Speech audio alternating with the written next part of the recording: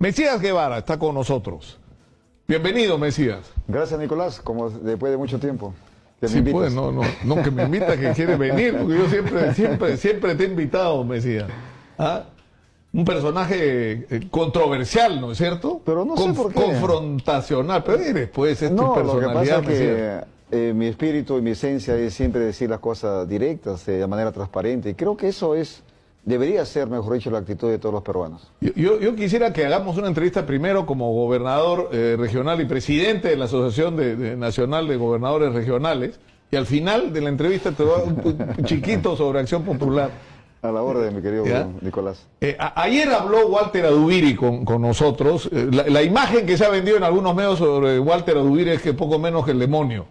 Y resulta que uno lo escucha hablar y habla del tema del gas y dice, a ver un momentito, no tenemos gas, tenemos un gas carísimo en Puno.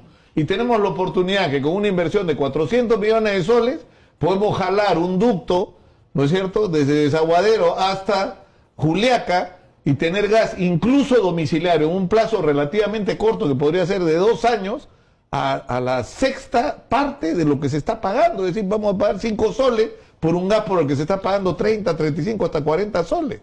Mira, O sea, ¿cómo no va a ser razonable una postura así? Que además ya la engancharon los gobernadores de Arequipa, de Moquegua y de Tacna, ¿no? lo que pasa es que fíjate que yo creo, precisamente cuando tú nos tratas de calificar como confrontacionales, lo que pasa es de que traemos una realidad que lamentablemente desde Lima no se quiere entender y no se quiere ver.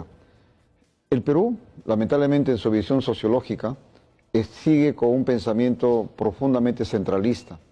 Fíjate que seguimos viendo lo que decía José Santos Chocano. ¿Recuerdas cuando decía Lima es el Perú y Lima es la avenida, el Jirón de la Unión, y Jirón de la Unión es el Café Le París, y yo soy el Café Le París, por tanto yo soy el Perú? Seguimos con esa misma visión. Entonces, cada pueblo, cada región tiene su propia realidad, tiene sus propias demandas, algo que en Lima no se quiere ver y entender. La posición de Adubiri no es que sea una posición intransigente. Incluso hoy tratan de decir que somos la generación de los gobernadores intransigentes y radicales. Incluso de manera injusta, creo, también me ponen a mí como si yo fuera radical. Cuando yo en la lista de ultras que han ganado las elecciones regionales. Que si tú me conoces a mí de mucho tiempo, yo he sido secretario general de Acción Popular y presidente del mismo. Incluso soy uno de los impulsores del Acuerdo Nacional, en la que incluso he tenido el altísimo honor de impulsar o de ayudar a impulsar 3 políticas de Estado. La política 33, que tiene que ver con la política hídrica, la política 34, con la gestión del territorio, y la política 35, que tiene que ver con la consolidación de la ciudad, del conocimiento y de la información. Por lo tanto, no somos confrontaciones. En mi caso, no soy radical. Al contrario, lo que pasa es que, en lo personal, lucho por lo que se dé la institucionalidad de nuestro país. Algo que, si no se da, vamos a seguir siendo un país bananero. Vamos a seguir un país de la anarquía, que ciertos grupos de poder ya quisieran de que exista este desbande, esta desorganización. Por eso nosotros, los gobernadores regionales, estamos diciéndole al presidente de la República que es importante consolidar la descentralización y que no se equivoque desconcentración con descentralización. En estos momentos se viene dando una desconcentración de los diversos ministerios en todas las regiones, algo que hay una justa posición, una sobreposición de funciones, lo cual nos hace un Estado paquidérmico e ineficiente.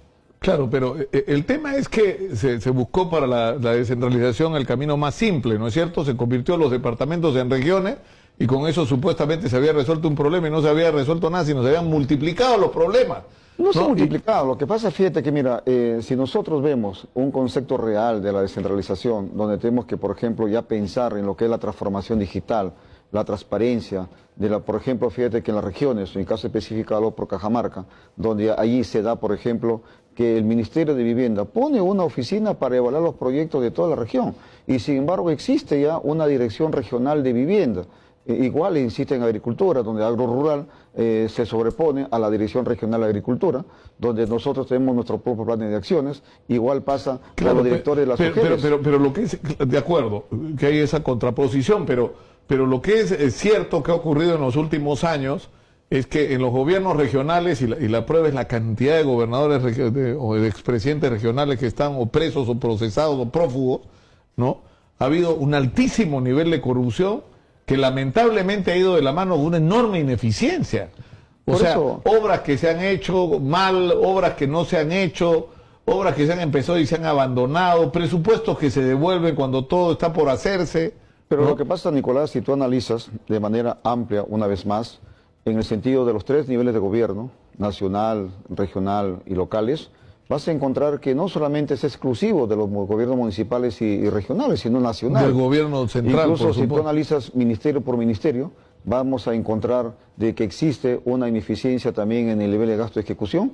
Los grandes actos de corrupción que hoy se vienen dando no corresponden a las regiones y no corresponden a los municipios, corresponden al gobierno nacional, a los ministerios de transportes, donde ahí fundamentalmente estamos viviendo los clubes de la construcción. Por lo tanto, el tema de la corrupción sí, pero no es exclusivo de los municipios de las regiones, sino es un mal endémico. Yo diría que es la primera epidemia nacional y el cáncer que existe en nuestro país, que no es exclusivo ni de las regiones, ni de las provincias, de los gobiernos municipales, sino también es un mal nacional. Ahora, uno de los temas que ha estado en el centro de discusión es el tema de la explotación de nuestros recursos, ¿no es cierto? Es decir, por ejemplo, tenemos gas. Y se celebró el hallazgo del gas en Camisea. En el año 80 y tanto. ¿No es cierto? Y hubo todo un proceso muy extraño, porque ahí debieron manejarse las cosas de otra manera, pero en fin. El asunto es que finalmente, ¿qué es lo que está ocurriendo? La mayor parte de nuestro gas está saliendo por nuestras narices, Benchorita, lo suben en barcos, se lo llevan a México y de México termina en cualquier parte del mundo. Y nos pagan un sencillo por ese gas. Y el gas que, primero que no hay un acceso masivo, como debería ocurrir, es decir, que el primer uso que debió darse para ese gas es resolver el problema del abastecimiento de este producto para los peruanos y para estimular la industria y para todo lo que sea necesario en relación a la economía nacional, sino que, o sea, tenemos un gas que es caro y que la mayor parte se va para afuera. Y estamos enfrentados a lo que Duviri ha puesto sobre la mesa. Traer gas de Bolivia nos resulta más barato que comprarlo en el Perú, no puede ser. Por eso te decía que el acto de corrupción no solamente está abajo, sino arriba también. Incluso hay más responsabilidad porque ellos son los que dirigen la política de Estado, ellos son los que dirigen las leyes a través de los congresos, a través del Congreso de la República. Y en tema del gas, fíjate que es muy lamentable, haciendo un poco de historia, un poco de memoria, recordemos que este gas fue descubierto por la Shell en el segundo gobierno del presidente Belaúnde, donde la Shell, luego de haber invertido 200 millones de dólares, se va del país y le dice, toma, Estado peruano, para ti. Y luego ese gas, que luego es regalado, porque a boca de pozo el precio es más barato en Camisea, y sin embargo ese gas lo exportan ahora. Y el gas caro, que recién se está descubriendo, es ese para el Perú. Entonces, ahí hay actos de corrupción. Recordemos que todos esos cambios se hizo en el 2004, cuando se forzó a través del BID para que haya un préstamo, o un Banco Mundial para que haya un préstamo para ejecutar el proyecto de Camisea. Ahí había una cláusula que decía que no hay que venderle a Chile el gas, y sin embargo cambian el gas y ahora lo sacan a través de México. Por lo tanto, esos temas, mi estimado Nicolás, a nosotros los provincianos y fundamentalmente a los políticos que sí creemos en la integridad, una política con ética, nos dicen que somos confrontacionales. Ahora, eso no es así. Y el otro tema, el de la minería, porque tú tienes en las manos, me decía, un tema bien delicado que ha sido el de Conga. Incluso yo recuerdo en algún momento haber hablado con un técnico que analizó el tema de Conga y decía, en realidad el proyecto es un proyecto interesante, que hay que hacer algunos ajustes, pero que debería ir. Y le digo, ¿por qué no lo dices en Perú? Tú estás loco, me queman vivo en Cajamarca. ¿Por qué? Porque es Yanacocha, y Yanacocha la gente no la quiere en Cajamarca. Pero es absurdo, ¿no?, que estemos en esa situación. ¿Cuál va a ser la postura tuya y en general de los gobiernos regionales a los que ahora tú representas como presidente frente a este tema? Bueno, mi posición en torno al proyecto Conga y de toda la minería en general es la misma. No puedo estar cambiando discurso por discurso. Eso desde cuando yo era congresista por mi región de Cajamarca. Sigue siendo la misma. El tema de la actividad minera tiene que cambiarse el modelo minero. Lamentablemente en nuestro país ocurre igual que con el gas. El Ministerio de Energía y Minas se va a parcelado todo el Perú. Si tú lo ves, el Perú está prácticamente ya parcelizado. Ya las concesiones mineras han concesionado hasta la Plaza de Armas, sin tener en cuenta que ahí hay viviendas, y sin embargo dicen, no, esto es mi concesión y es mío. Por lo tanto... Pero ¿cómo ha podido ocurrir una cosa así? O sea, ¿Por qué? ¿cuál ha Porque- sido el procedimiento del otorgamiento de esas concesiones? ¿Por qué? Porque son por cuadrículas, te dicen tanta cuadrícula, tantas hectáreas, entonces se dice, no importa si ahí está una laguna, no importa si ahí hay un bosque, no importa si ahí hay un patrimonio cultural, no importa si hay una ciudad. ¿Y eso quién lo ha hecho? ¿El Ministerio de El Energía y Ministerio de Minas? Energía y Minas tiene su oficina de concesiones, que es una suerte de COFOPRI, que simplemente la han subastado a nivel nacional. Todo el Perú está concesionado.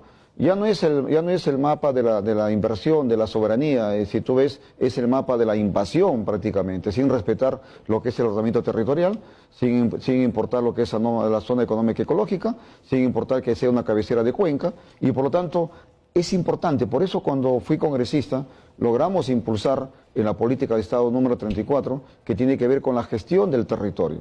Y por otro lado, si no cambiamos la actividad, el modelo minero, el tema legal, el tema tributario, el tema del respeto al medio ambiente, nunca vamos a salir adelante, siempre va a haber lo que significa la conformidad Claro, social. porque la situación es absolutamente absurda, ¿no es cierto? O sea, es evidente que tenemos como nuestra principal riqueza precisamente, y por ahora, porque por ahora los Claro, minerales va a son... cambiar. Tú hasta libros has escrito sobre el tema digital. El mundo está cambiando a una velocidad que de repente acá 30 años los minerales ya no son necesarios, Claro, ¿no es cierto? está Han sido, cambiando han sido ahora. reemplazados, pero ahora el tener los minerales que tenemos es un patrimonio extraordinario que podríamos explotar de manera adecuada para disparar el Perú al primer mundo. Claro, Pero la pregunta es ¿cómo lo hacemos? Porque Cambiando. como lo estamos haciendo no está funcionando. En primer lugar, vuelvo a insistir, Nicolás, a través tuyo, a todas las autoridades en general, el propio presidente de la República y el Congreso de la República, que lamentablemente está en otra cosa, no está en la política de Estado, decirle que hay que repensar el modelo minero, en primer lugar. En segundo lugar, hay que respetar a las comunidades a través de lo que se llama la licencia social o la consulta previa que se aprobó la legislatura anterior con bombos y platillos, y luego al momento de querer implementar no se implementó. Fíjate que en este caso, discúlpame que te corte un segundo, en este caso, en Cajamarca, en la provincia de Hualcayó, en la ciudad de Bamamarca, ya se está gestando un paro para el 6 de febrero contra la minera Golfis. ¿Y por qué? Porque la minera no tuvo la precaución respectiva del caso, todo lo que es el tema de la poza de relaves se ha derramado y ha generado todo un conflicto en la que el pueblo, con justa razón, en la que yo incluso me solidarizo con Bamamarca y con Hualcayó en general, de que tiene que hacerse una minería responsable. Fíjate que esta empresa ha estado actuando con bastante tranquilidad, con bastante paz, digamos, siempre ha habido conflictos, pero tenía más prestigio que las demás empresas mineras, pero ahora con este derrame prácticamente... Incluso hacían en determinado momento la diferencia, mira Goldfish que en comparación Claro, con Yanacocha. pero ahora ha generado ese tema. Pero el tema es este, o sea, Fue yo he hablado el 6 con de empresarios, diciembre. yo he hablado con empresarios mineros que dicen, nosotros hemos hecho en las reglas de juego que se trazaron nuestra parte. Hemos traído dinero, hemos traído tecnología, hemos explotado el recurso, hemos pagado impuestos y hemos pagado canon. Y nos echan la culpa a nosotros cuando lo que ha habido es ineficiencia en el gasto, ¿no es cierto? Hay responsabilidad compartida. Claro, pero ¿cuál es el cambio que hay que producir? Por eso, O sea, ¿qué? O sea, por ejemplo, Juan Carlos Tafur, que estuvo alguna vez acá en esta radio y lo dijo, y por eso yo respeto la autoría intelectual de las ideas, él reivindicaba el planteamiento de que debería hacerse a las comunidades socias Claro. de los proyectos mineros. ¿Y eso qué Y significa? que con eso se acababa la Y discusión. eso es una propuesta. Fíjate que ese es el tema, que en nuestro país hemos sido ahorita secuestrados prácticamente por ciertos grupos de poder que ni siquiera responden a ninguna concepción ideológica, sino mercantilista. Y en ese sentido, la cuna del capitalismo, que es Estados Unidos, ahí no hay ese concepto que el subsuelo es del Estado y el suelo es del propietario. Ahí no, te encuentran encuentran petróleo en tu terreno, te hacen socio. Y tú eres Ya, pero acá no, acá en nuestro país dice no, el subsuelo es del Estado y por lo tanto te encuentras ahí y concesiono. No, es que te pasa la situación absurda de que tú tienes una comunidad que está asentada ya hace más de 600, 700 años y la comunidad es dueña del suelo, pero resulta que su suelo es del Estado, pero el Estado se lo ha concesionado a un señor que vive en las Casuarinas. A ver, explícame, ¿cómo alguien que vive en las Casuarinas puede ser dueño del subsuelo? Por eso. Entonces, yo creo que desde ahí hay que plantear la discusión. Hay varios ¿no? temas. Y evidentemente hay derechos adquiridos, hay gente que ha realizado inversiones, etcétera, pero si no logra que de alguna manera las comunidades se sientan parte, ¿no es cierto?, del proyecto y de los beneficios directos del mismo, porque eso es la otra paradoja, o sea, entra Por eso un te montón decía. de plata y la gente que peor la pasa es la que está alrededor de los Te asentamientos. decía, mi estimado Nicolás, que hay que repensar el modelo minero. hay que hacer el valor compartido, el beneficio que se sienta. Ahorita no se siente el beneficio. Tú vas a Cajamarca, fíjate que en nuestra región, lamentablemente, solamente el 11% contamos con agua potable las 24 horas del día y todos los días, solamente el 11%. Y solamente el 23% contamos con agua potable. Las vías de comunicación abandonadas parecen prácticamente un complejo lunar.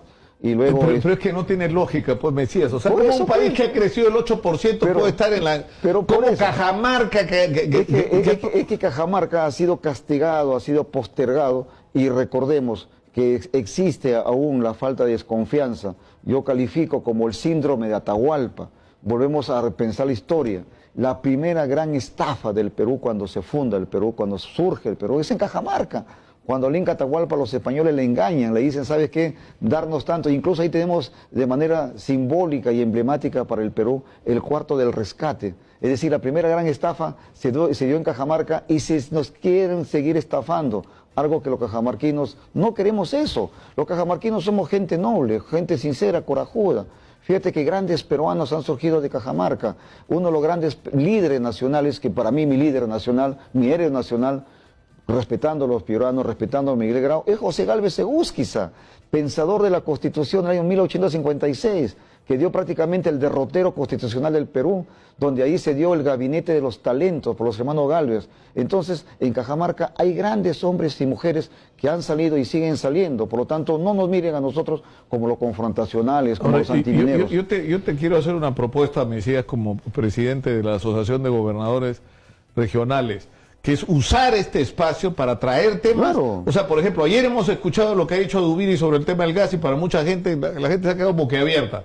Primero porque lo que han escuchado no es un loco que quiere quemar el país, sino un tipo que está planteando problemas. En el buen sentido de la palabra, no estoy usando una persona que está planteando, o sea, problemas reales y soluciones prácticas a los problemas reales. Yo te propongo que tengamos, para empezar, una conversación en otro momento que la concertamos ahora, específicamente sobre cómo resolver el tema de la minería. Y ahí sería interesante que nosotros también comprometamos al Ejecutivo, por ejemplo, decirle a la Comisión de Energía y Minas del Congreso, oye, no sé qué están haciendo. La verdad, tú sabes qué está haciendo la Comisión en energía renovable, en lo que es el tema de la electrificación, en lo que es el tema del gas, de hidrocarburos. La verdad que no sabemos nada. Es por eso que este Congreso, lo que hay que decirle, oye, déjense de cosas, pues, ya pónganse a trabajar a favor del Perú. Primera plana. ¿Qué hizo la congresista ahí? Que de tocamientos indebidos. Oye, sus temas privados que vayan a su casa. Bueno, tú también has sido acusado por tocamientos indebidos alguna vez, creo, ¿no? No, nunca, jamás, jamás. Entonces, esos sentidos hay que verlos en su real dimensión. Ahora, una última pregunta, Acción Popular. ¿Por qué última pregunta? Tranquilo. Porque ya tenemos que terminar, pues hay que dar espacio para que todos sean escuchados. Acción Popular. Les ha ido bien en las últimas elecciones, pero ya están en una guerra como si ya tuvieran que ganar la elección del 2021, a ver quién es el presidente. Mira, o sea, Raúl Descanseco, Alfredo Barnechea, tu amigo Johnny Lescano. ¿Tú mismo vas a ser candidato o no? Mira, mi querido... De repente al final Jorge Muñoz termina siendo el candidato para que no... Mira, Nicolás, en primer lugar, Acción Popular es un colectivo que surgió de manera democrática y con una trayectoria, con principios éticos y morales que reivindicamos del Perú antiguo: no seas ocioso, no seas ladrón y no seas mentiroso. Reivindicamos eso del Perú antiguo, la trilogía andina, y es en ese sentido que nosotros seguimos subsistiendo, viviendo a pesar de todos los avatares de la crisis política que vive, porque también nosotros como dirigentes y como militantes de base hemos cuidado que el partido esté lejos de los escándalos. Nosotros, cuando yo fui congresista, jamás me he ido a la casa de los embajadores, a los clubes de los embajadores, para ver temas algo triviales. Y jamás nos ha visto metidos en actos de corrupción. Y esa efervescencia, que no es actualmente de ciertas castas del partido, sino de militante anónimo. Y hemos cuidado al partido. Y vamos a seguir en ese tema. Ahora que el partido se haya puesto, digamos, en cierto relieve, es precisamente por el esfuerzo que hemos hecho los militantes. De ahí advertimos a aquellos que se dicen ser, digamos, descendientes naturales del presidente Belaúnde. Le decimos, oiga, un momento, ubíquense. Raúl Canseco se fue del partido. Él renunció al partido del 2002. Tengo su carta de renuncia. Y luego intentó regresar el 2007, cuando era secretario general. Le decimos, un momentito, usted no puede regresar. Usted tiene que primero limpiar su imagen ante la imagen del Perú. Y al no poder, intentó formar su partido, el Perú Emprende, Tengo su ficha de inscripción, la solicitud de inscripción ante el Jurado Nacional de Elecciones, donde él aparece como presidente fundador. Hay videos en los que él está tomando juramento a sus bases, incluso hasta en el extranjero, y ahora sale a decir que no he renunciado. Por favor, está faltando al principio de la verdad, está faltando al principio de los principios fundacionales del partido. Por lo tanto, le decimos a Raúl Díaz Canseco que no nos mete en problemas. ¿Por qué? Porque si él quiere cambiar la regla del estatuto bajo un pseudo del Congreso, nos va a meter en problemas. Precisamente lo que tú estás diciendo, que ese camino que se ha establecido, es porque nosotros lo hemos defendido, la institucional del partido, y ahora él viene con sus ayayeros, con gente pagada desde el Congreso de la República, porque hay congresistas que tienen empleados ahí que a Mesías Guevara nos atacan de manera permanente, esos empleados a sueldo, que son sicarios prácticamente de la política de Acción Popular. Hay que decir un momentito. Qué bravo, que bien me había olvidado que lo bravo que era Mesías Guevara. Un momentito, hay que decirles hoy, hay que hacer las cosas como son. Existe un estatuto del partido, existe un ROP, existe una ley de partidos políticos que hay que respetar. No podemos hacer los cambios a nombre propio. Mesías Guevara ha estado con nosotros esta mañana y quedamos comprometidos para hablar del tema Nicolás, minero, dediquemos una entrevista exclusivamente a ese tema, te comprometo, Mesías. Pero no solamente a mí, mi querido Nicolás, también creo que es importante invitar, por ejemplo, al ministro de Transportes, al Ministerio de Energía y Minas, a la propia comisión del Congreso, para discutir de manera abierta, de manera franca, la problemática minera, lo cual lamentablemente está visto de manera sesgada. Hay que hacerlo de manera integral. Mesías Guevara estuvo con nosotros, nos vamos a la pausa, regresamos con más. Esto es Exitosa, la radio del Perú. Volvemos.